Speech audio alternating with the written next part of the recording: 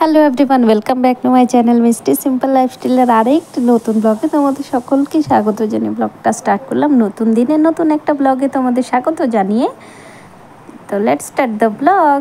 তো আজকে একটু অন্যরকম ইন্ট্রো দিলাম। তো এখানে চার মুড়ি আমি নিয়ে নিয়েছি চানা দিয়ে, আর এখানে দেখো আমাদের তন্ময় বাবা উঠে গেছে ঘুম থেকে।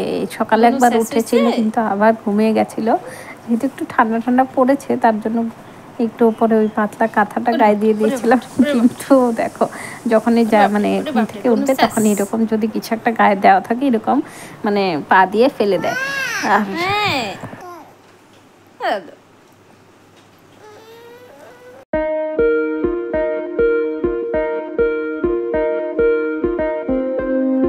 কয়েকদিন থেকে যেহেতু বৃষ্টি হচ্ছে, নদীতে কিন্তু জল অনেকটা হয়ে গেছে। দেখো কয়েকদিন আগে তো একদম জল ছিলই না। আর তারপরে এখানে করেছে হলো মা সুজি আর এই যে চালের পিঠেটা, তো ওটাই খেলাম সকালবেলা। তারপরে ঝটপট রান্নাটা করে নিয়েছি চানটা করে। আমাদের সামনে আসা হয়নি, এখন আসলাম। ওই বৃষ্টির দিন তো কাজ টাজ করতে তেমনটা ভালো লাগছে না। আর এই দেখো গাছের পাতাগুলো সবুজ হয়ে আছে, সারা দিন আজকে বৃষ্টি। আর এই দেখো তন্ময় বাবা, চলো দেখি। বাইরে আসলাম একটু বৃষ্টির মধ্যেই। তোমরা জানোই তন্ময়কে একবার বাইরে না আনলে হবেই না, সারাদিনে আসতেই লাগবে। এদিকে বৃষ্টিও পড়ছে, আবার এদিকে কি বলে সূর্য উঠেছে। এই দেখো ওই যে ডুমইবা ডুম ডুম ডুম। এই ঠান্ডা ঠান্ডা মৌসুমে এই দেখো মা করেছে খিচুড়ি আর আমি করেছি বোয়াল মাছের তরকারি। একটা করেছি লাউ দিয়ে আর একটা করেছি কি বলে আলু আর মটরশুঁটি দিয়ে। এখন খিচুড়িটা খেয়ে নিই, দারুণ টেস্ট হয়েছে মনে হয়। বৃষ্টির মৌসুম তো গরম গরম খিচুড়ি ভালোই লাগবে। ভালো হয়েছে।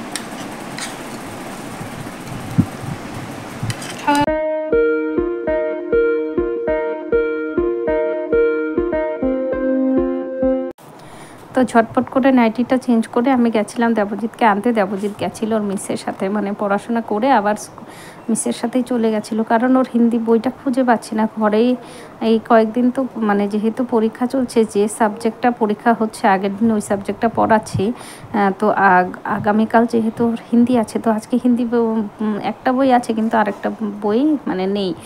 তো ওটাই স্কুলেও খবর নিলাম, ওর ক্লাস টিচারকে ফোন করলাম, তো উনি ভালো করে জানেন না। আর বেজে গেছে যেহেতু 4:30, মানে 4:30 সময় আর কি মিসকে ফোন করেছিলাম, তো উনি স্কুলেও নেই। আবার উনি একটা নাম্বার দিলেন হিন্দি মিসের, তো হিন্দি মিসের নাম্বার আর কল করলাম না। তো 4:30 সময় স্কুলেই বা যাবো কী করে, আর বইটা হয়তো বা স্কুলেই আছে, বাড়িতে যেহেতু নেই। আর তন্ময় তো ধরো বই ধরে না, ওর কপিগুলো ধরে, আর আমি বই স্কুলের বই কপি খুব মানে ধরতেই দিই না আমি, আর দেবজিৎ তো ধরতে দেয় না। তো ওই তার জন্য একটু অসুবিধা। তো ওর মিস যেহেতু ওর ক্লাসেরই আরেকজনকে পড়ায়, তো ভাবলাম ওর কাছে হয়তো আছে, তো ওকে পাঠিয়ে দিই, ও মানে গিয়ে একটু বইটা পড়ে চলে আসবে। তার জন্য ওকে পাঠিয়ে দিয়েছিলাম, কিন্তু তারপরে দেখলাম যে না, ওর কাছেও নেই, ওর ফ্রেন্ডের কাছেও নেই। তারপরে যাই হোক মিস একটু পড়িয়ে দিল। কেমন আছো? আমরা কিন্তু বেশ ভালো আছি। আর আমাদের তন্ময় বাবা মাত্র উঠলো ঘুম থেকে, আর আমরা রেডি হয়ে গেছিলাম একটু মিসের বাড়িতে। দেবজিৎ যেহেতু আজকে পড়াশোনা করে তারপর আবার মিসের সাথেই চলে গেছিল মিসের বাড়ি, তো ওকেই আনতে গেছিলাম। কেন ওটা তো কি কেন? ও মিস তোমার কি হিন্দি বুক স্কুলে রেখে দিয়েছে, তো তার জন্যই গেছিল।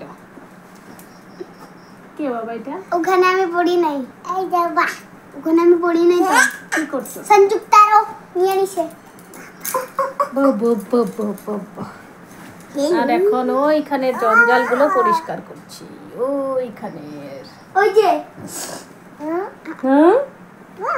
বম যাও খেলো গিয়া যাও। চলা বল খেলি, চলা একটু বল খেলে আবার পড়াশোনা।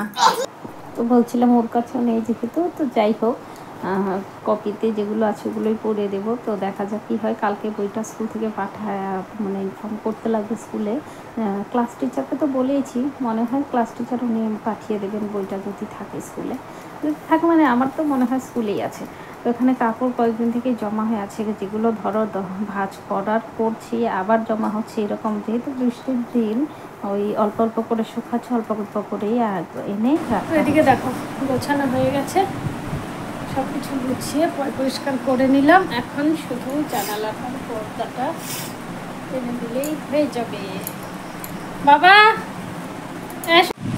এটা হলো এই যে এবার যে চালটা এনেছে রিপুরা, যেটার মধ্যে পাওয়া 500 বাসমতি রাইস। তো আর গত মাসের যে বস্তাটা এনেছিল ওইটাতেও এরকম একটা প্যাকেট পেয়েছি, মানে 500 1 কেজি হয়ে গেছে। তো একদিন বিরিয়ানি হবে, যেদিন হবে ওদিন তো শেয়ার করবোই। বিরিয়ানি, চিকেন বিরিয়ানি হোক বা মটন বিরিয়ানি হোক, যেটাই হোক না কেন এটা দিয়ে হবে যেদিন, ওই দিন বলবো তোমাদেরকে, মানে শেয়ার করবো তোমাদের সাথে। তো এখন বেজে গেছে 10টা, আর তোমাদের দাদা পাঠিয়ে দিয়েছে হলো কি কই বিরিয়ানি। বিরিয়ানি।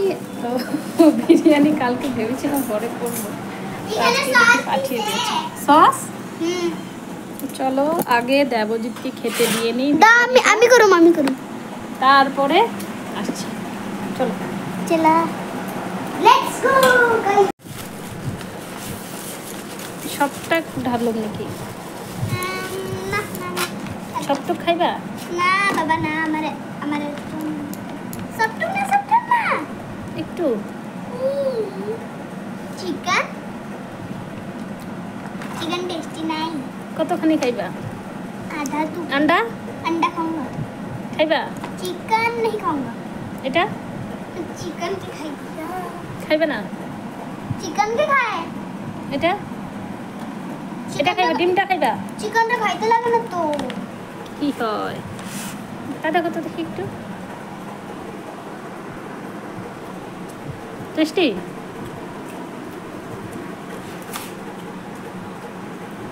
তো বিরিয়ানির সাথে তোমাদের দাদা পাঠিয়েছে হলো মাছ। এগুলো কী মাছ আমি তো ঠিক নামটা জানি না, তো যদি তোমরা জেনে থাকো একটু কমেন্ট করে জানিও। আমার তো মনে হচ্ছে কোনো সমুদ্রের মাছ। তো মাছটা না গন্ধ কিন্তু ইলিশ মাছের মতো ছিল, কিন্তু আসছিল না, শুধু লেজের সাইডে একটু আসছিলো। তো মাছগুলো আমি হালকা ভেজে পোস্ত বাটা করে ওই পেঁয়াজ, তারপর কালো জিরা সম্বার দিয়ে টমেটো দিয়ে ওটা দিয়ে করবো আজকে। সর্ষে যেহেতু সর্ষে দিয়ে করবো না, শুধু পেঁয়াজ আর কী বলে পোস্ত দিয়ে করবো। একটু মশলাটা কষিয়ে আমি মাছগুলো, হালকা ভাজা মাছগুলো আমি দিয়ে দেবো। এটা হয়ে গেছে, এই যে গ্যাস বন্ধ করে দিয়েছি আমি।